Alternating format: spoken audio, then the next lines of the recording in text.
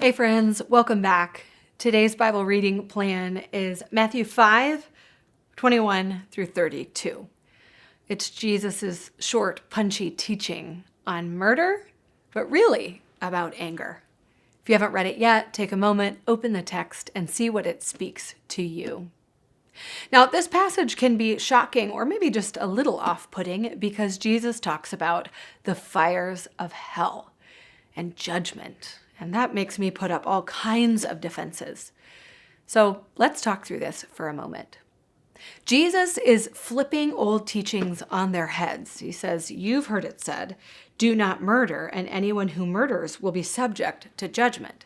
But I tell you, anyone who feels angry, who harbors anger, who says, you fool, is in danger of judgment and of the fires of hell. What? Here's what Jesus is pointing out, which you and I will probably agree with. Murder doesn't just begin with murder. That's the far out boundary line.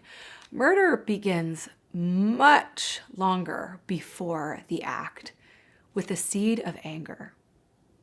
Jesus is shining a light on the human heart and taking something that's been about a behavior and making it deeper, about what happens in here.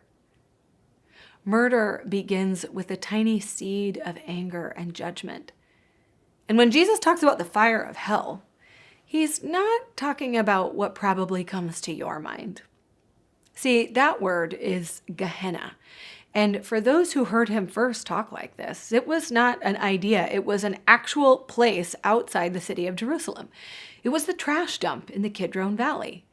That was where people would take their waste or dead animals, dead bodies, and they would be burned. And it stunk. That was Gehenna, or the fires of hell. But what do we know about fire? Fire spreads and fire devours. It consumes. So Jesus is using this poignant imagery to illuminate something about anger. Anger spreads and anger consumes. So he's saying to us, watch out. Not just watch out for murder, but watch out when you have seeds of anger or bitterness inside of you, because it spreads and it consumes.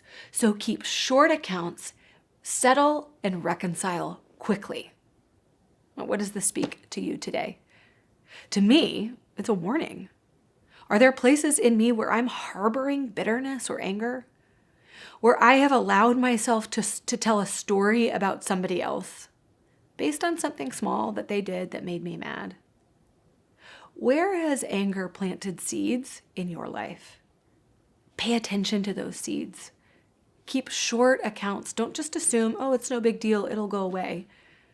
What do you need to uproot those seeds, to bring them to the light? What hard conversation do you need to have with someone today? And what would it look like to forgive, to reconcile, and to keep short accounts so that your anger doesn't spread to other places, other people, other parts of your life, and that it doesn't consume you in the end? Jesus is pointing out that murder is not just the far boundary out there. It begins in here, and he gives us tools to deal with that anger quickly. Blessings on your day, friend. I hope that as you read this text, it frees you up for forgiveness and frees you from the clutches of anger.